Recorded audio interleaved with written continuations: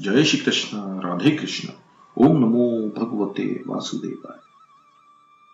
दूसरे दिन प्रातः काल में राम जी ने मुनि से कहा कि वाल्मीकि आश्रम का मार्ग दिखलाने के लिए किन्हीं मुनि कुमारों को हमारे साथ भेजिए। 2-4 ऋषि कुमार साथ साथ आए। सभी वाल्मीकि आश्रम में आ पहुंचे। वाल्मीकि ने समाधि भाषा में राम कथा लिखी है। राम जी के प्रकाट्य के पूर्व ही वाल्मीकि जी ने रामायण लिख दी थी। वे तो आदि कवि हैं। उनके मुख से ही सर्वप्रथम श्लोक प्रकट हुआ था। इससे पहले कोई श्लोक था ही नहीं। प्रथम श्लोक क्रोचवत संबंधी है। किसी पारधी ने एक क्रीड़ारत क्रोच युगल पर तीर छोड़ा तो एक पंछी मर गया। वाल्मीकि इस दृश्य को देखकर बड़े दुखी हुए। उन्होंने उस पारधी को शाप दिया। इस श्लोक के 2 अर्थ हैं, एक सामान्य और दूसरा राम संबंधी। वाल्मीकि आश्रम में श्री राम, जानकी और लक्ष्मण पधारे। श्री राम ने वाल्मीकि जी से कहा, आप तो त्रिकालदर्शी हैं। वाल्मीकि जी बोले, यह तो सत्संग का फल है। मैं भी पहले भील था जो लोगों को लूटता रहता था, कुटुंब को निभाने के लिए पापाचार करता रहता था। नारद जी के सत्संग ने मेरा जीवन ही बदल दिया। एक बार नारद जी मार्ग में मिल गए तो मुझसे पूछा, तू किसके लिए पाप कर रहा है? मैंने कहा कि अपने कुटुंब के लिए। नारद जी ने कहा, तेरे कुटुंब के सभी लोग तेरे इस पाप के भागीदार हैं? मैंने कहा, क्यों नहीं, वे सभी मेरे पाप के भागीदार हैं। नारद जी बोले, तू अपने घर पर जा और सभी से पूछ, क्या वे तेरे पाप में हिस्सा लेंगे? मैंने अपने घर आकर पत्नी और संतान से कहा, तुम सबके लिए मुझे अत्याचार और पाप करना पड़ता है, सो तुम सभी भी मेरे पाप के भागीदार हो, ठीक है ना? तो उन सभी ने कहा, हम क्यों बने भागीदार? जो पाप करे उसे पाप के फल भुगतने पड़ेंगे। हमें क्या लेना देना तुम्हारे पापों से? तभी मेरी आंखें खुल गई। उन सब पर मुझे ग्लानि आ गई। मेरा मोह, मेरा भ्रम अब नष्ट हो चुका था। मैंने नारद जी के समक्ष सारी बात कह सुनाई तो उन्होंने मुझे राम नाम का मंत्र दिया कि तुम्हें पापी और अनपढ़ था। मेरे मुंह से राम राम के बदले मरा मरा शब्द निकलता रहा। राम नाम का जप ठीक से नहीं कर सका, मैं तो उल्टा ही जप करता रहा। किंतु प्रभु ने मुझ पर कृपा की और मेरा उद्धार किया। आप कृपा करके जिसे अपने स्वरूप का ज्ञान कराते हैं वही आपको जान सकता है। आपको जानने के बाद वह भी आपका ही स्वरूप बन जाता है। तुलसीदास जी ने रामायण में पूर्णाद्वैत का वर्णन किया है। आगे भगवान और भक्त में कोई भेद रह ही नहीं जाता है। रामचंद्र जी ने वाल्मीकि जी से कहा, हम वन में रहना चाहते हैं, हम कहाँ रहें? हमें कोई अच्छा सा स्थान बताने की कृपा कीजिए। वाल्मीकि जी बोले, वैसे तो आप कहाँ नहीं है, जहां आप न हो ऐसा एक भी स्थान कहीं नहीं है। आप तो सभी स्थानों में हैं। आप तो भक्तों के हृदय में भी हैं। इन चौपाइयों में बताए गए लक्षण आप में आएंगे तो भगवान आपके हृदय में भी वास करेंगे। आध्यात्म रामायण के श्लोकों का यह भाषांतर है। भक्तों के 14 लक्षण इनमें कहे गए हैं। वाल्मीकि जी कहते हैं, प्रभु आप निवास के लिए मुझसे स्थान पूछते हैं, किंतु आप कहाँ नहीं हैं। हे नाथ, आप तो लीला कर रहे हैं। आप चित्रकूट पर्वत पर निवास कीजिए। श्रीमद् भागवत समाधि भाषा में है। वाल्मीकि रामायण में भी समाधि भाषा है। चित्त ही चित्रकूट है। अंतःकरण में परमात्मा के स्वरूप का सतत ध्यान करे तभी उसे चित्त कहते हैं। परमात्मा का चिंतन सतत हो तभी चित्त कहा जाता है। चिंतन करना चित्त का धर्म है। निश्चय करना बुद्धि का धर्म है। संकल्प करना मन का धर्म है। एक ही अंतकरण के ये दो भेद हैं। पाप होता है अज्ञान से। परमात्मा यदि चित्त में आए तो जीव कृत्य होता है। लक्ष्मण जी वैराग्य है। सीता जी पराभक्ति का स्वरूप है। श्री राम परमात्मा है। जब भी संकल्प करो शुभ ही करो। हमेशा मानो कि परमात्मा चित्त में बसते हैं। रघुनाथ जी मंदाकिनी के किनारे पधारे। वहां अत्रि ऋषि का आश्रम है। वे वयोवृद्ध ऋषि हैं। उनका गंगा स्नान का नियम था, किंतु जा नहीं पाते थे। सो अनुसुईया ने गंगा जी से प्रार्थना की कि वे उनके आश्रम में प्रकट हों। उनकी प्रार्थना से प्रसन्न होकर गंगा जी वहीं प्रकट हुई। तुलसीदास जी को चित्रकूट के घाट पर रघुनाथ जी के दर्शन हुए। चित्रकूट के घाट पर भई संतन की भीड़। तुलसीदास चंदन घिसे तिलक करे रघुवीर। तुलसीदास जी जब राम को पहचान नहीं पाए थे, सो हनुमान जी ने तोते का रूप लेकर यह दोहा 3 बार सुनाया था। सोचिए, पाप का मूल चित्त में है। पाप होता है अज्ञान से।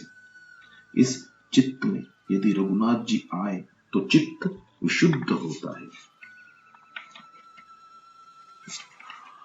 गुहक सेवा कर रहा है। राम के आगमन का समाचार भील, किरात आदि लोगों में फैल गया। रामचंद्र जी के दर्शन करने के लिए सभी आने लगे। उनके दर्शन करते हुए जड़ चेतन बन जाता है और चेतन जड़ हो जाता है। कुशल मंगल पूछा गया। प्रभु जी, आपके दर्शन से हमारा कल्याण हो गया, पाप छूट गए, स्वभाव बदल गया, जीवन सुधर गया। यहाँ के वन, पहाड़, गुफा आदि सब हमारे देखे और जाने पहचाने। हम आपके सेवक हैं। आप जहां चाहें हम आपको ले जाएंगे। रामचंद्र जी चित्रकूट में विराजे। तब से चित्रकूट के वृक्ष, फूल और फल से भर गए और झूमने लगे। प्रतिदिन कई ऋषि मुनि राम जी के दर्शन को आते रहते थे। राम के चरित्र का वर्णन कौन कर सकता है। एक अक्षर महापातक का नाशक है। मंत्री सुमंत को अयोध्या वापस लौटने की आज्ञा दी गई। गुहक चित्रकूट से वापस आए। तब तक सुमंत गंगा किनारे पर ही रहे। अयोध्या की प्रजा पूछेगी कि राम को कहां छोड़ा है, तो मैं क्या उत्तर दूंगा। राजा दशरथ भी तो प्राण त्याग कर ही देंगे। सुमंत के रथ के घोड़े भी उसी दिशा में टकटकी लगाए रहे हैं जिस दिशा में रामचंद्र जी गए थे। वे भी समझते हैं कि हमें छोड़कर हमारे स्वामी उस ओर कहीं चल दिए। उन्होंने भी खाना पीना छोड़ दिया है। जिनके वियोग में पशु तक इतने दुखी हो रहे हैं, उनके माता पिता की व्याकुलता को तो क्या कहना ही क्या है। वे अब जी ही कैसे पाएंगे। गुहक आए और सुमंत से कहने लगे, मंत्री जी, आप तो ज्ञानी हैं। अब आप धैर्य ग्रहण करें और अयोध्या वापस पधारें। साथ में 4 भील सेवक भी भेजे। मध्य रात्रि के समय सुमंत अयोध्या पहुंचे। मैं किसी को भी अपना मुंह नहीं दिखाऊंगा। कोई पूछेगा तो क्या उत्तर दूंगा मैं। फिर भी वे कैकेयी के आवास में गए। महाराजा दशरथ का दर्शन नहीं हुआ तो कैकेयी से पूछा, महाराज कहां है। जब रामचंद्र जी ने वन की ओर प्रयाण किया था, तब दशरथ ने कहा था कि मैं अब कैकेयी के आवास में नहीं रह सकता, मुझे कौशल्या के आवास में ले जाओ। अतः वे कौशल्या के आवास में थे। राम विरह में जिसकी आंखों में से 2 बूंद आंसू भी न टपक सके, उसका मन शुद्ध नहीं हो पाता। एक दासी एक दासी मंत्री सुमंत को कौशल्या के आवास में ले गई। राम वियोग में 5 दिन बीत गए हैं। दशरथ जी के मुख पर मृत्यु की छाया पड़ने लगी है। मंत्री ने पास आकर उनको दंडवत प्रणाम किया। दशरथ जी ने आंखें खोलकर देखा और पूछा, कहां है मेरा राम? कहां है मेरा राम? कहां छोड़ा है मेरे राम को? सीता वापस आई कि नहीं? मुझे वहां ले चलो जहां मेरा राम है। दशरथ जी की व्याकुलता देखकर सुमंत की आंखें भी आंसू बहाने लगी। वे कहने लगे, महाराज आप तो ज्ञानी हैं, धीर धरे, मैं राम जी का संदेश लाया हूं। उन्होंने कहा है कि मेरे पिताजी को मेरा प्रणाम कहना और उनके ही प्रताप से हम वन में सकुशल हैं। महाराज मैं कितना निर्दय हूं कि राम को छोड़कर वापस जीते जी आया हूं। सीता जी ने भी मुझसे कहा था, मंत्री जी आप तो मेरे पिता के समान हैं, मैं अयोध्या वापस नहीं जा सकती, अपने पति के बिना मैं नहीं जी पाऊंगी। मेरे ससुर जी को मेरा प्रणाम कहना। नाविक केवट ने उन सभी की सेवा की और निषाद राज ने भी उनकी बड़ी सेवा की और मैं वापस आया। मेरे जैसा निष्ठुर और कौन हो सकता है? सुमंत के वचन सुनते ही राजा दशरथ हे राम बोलते हुए नीचे गिर गए। कौशल्या व्याकुल हो गई, फिर भी राजा को धीरज दे रही है। राम विरह तो एक बड़ा सागर है जिसे पार करना बड़ा कठिन है। आप तो कर्णधार हैं, यदि आप ही धैर्य खो देंगे तो और सबका क्या होगा?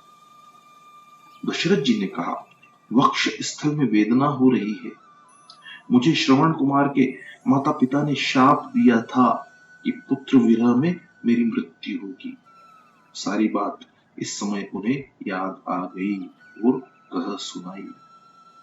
दशरथ जी विलाप करते हुए कहने लगे, मुझे वहीं ले जाइए जहां मेरा राम है। अपनी स्त्री के कहने में आकर मैंने अपने सुयोग्य पुत्र को वनवास दिया। मध्य रात्रि का समय था। महाराजा दशरथ ने राम राम कहते हुए देह त्याग कर दिया। राम राम कही राम कही, राम राम कही राम, तनु पर हरि रघुबर, विरह आओ कायौ सुरधाम। दशरथ जी का राम प्रेम और राम विरह इतना हार्दिक था कि उनके प्राण पखेरु उड़ गए। सभी विलाप करने लगे। सारे नगर में कोहराम मच गया। गुरु वशिष्ठ जी सांत्वना देने लगे। उन्होंने सेवकों को आज्ञा दी कि कई देश में जाओ और भरत शत्रुघ्न से कहो कि गुरु जी ने उन्हें शीघ्र बुलाया है। भरत शत्रुघ्न आ पहुंचे। उन्हें मार्ग में अपशुगन भी बहुत हुए। सभी बाजार और कारोबार बंद थे। लोगों ने श्याम वस्त्र धारण किए हुए थे। भरत जी कुछ समझ नहीं पा रहे थे कि यह सब क्या हो गया है। भरत जी के आगमन का समाचार सुनकर केकई बड़े आनंद से दौड़ती हुई उनका स्वागत करने आई। भरत जी ने पूछा, कहां है मेरे पिताजी? कुशल से तो है ना? केकई बोली, क्या बताऊं तुम्हें, सारा साम्राज्य चला जा रहा था किंतु मैंने बचा लिया। मंथरा की राय के अनुसार तेरे पिता से मैंने वरदान मांगे, सो यह राज्य तुम्हारा है। और पिताजी तो वरदान देकर व्याकुल हो गए और उन्होंने प्राण त्याग किया। भरत जी, उस समय मेरे बड़े भैया राम कहाँ थे? अब क्यों नहीं दिखाई देते हैं? कहाँ है वे? केकई ने बोला, वह तो वन में है। मेरे वरदान के अनुसार उसे वनवास दिया गया है। सारी बात सुनकर भरत जी का हृदय दुख से कातर हो गया। अपनी माता के लिए उनके मन में बड़ा क्रोध और तिरस्कार उमड़ पड़ा। मेरे बड़े भैया को वनवास देते हुए तुम्हें लाज ना आई? ऐसा अशुभ वरदान मांगते हुए तुम्हारी जीभ क्यों नहीं कट गई? शत्रुघ्न ने मंथरा को देखा तो उन्होंने उसे एक लात मार दी। भरत शत्रुघ्न कौशल्या के पास आए। माता का विरह संतप्त रूप उनसे देखा न गया। भरत जी को तो मूर्छा आ गई। भरत जी कौशल्या माता से कहने लगे, माता, राम कहाँ होंगे? इन सभी अनर्थों का मूल मैं ही हूं। केकई के वरदान में यदि मेरी रंच मात्र भी सम्मति है तो मुझे मात्र पितृ हत्या का फल मिले। कौशल्या बोली, बेटे धीरज धर, शोक का त्याग कर। राम तो हंसता हुआ गया है वन में। तेरे पिता ने प्राण त्याग किया है। मेरा भाग्य ही रूठा हुआ है। मैं ही हूं इस अनर्थ का कारण। अब भी मेरे प्राण शेष क्यों हैं? प्रातः काल के समय सरयू नदी के किनारे महाराजा दशरथ की पार्थिव देह का अग्नि संस्कार किया गया। जय श्री कृष्ण, राधे कृष्ण। ओम नमो भगवते वासुदेवाय। जय श्री कृष्ण।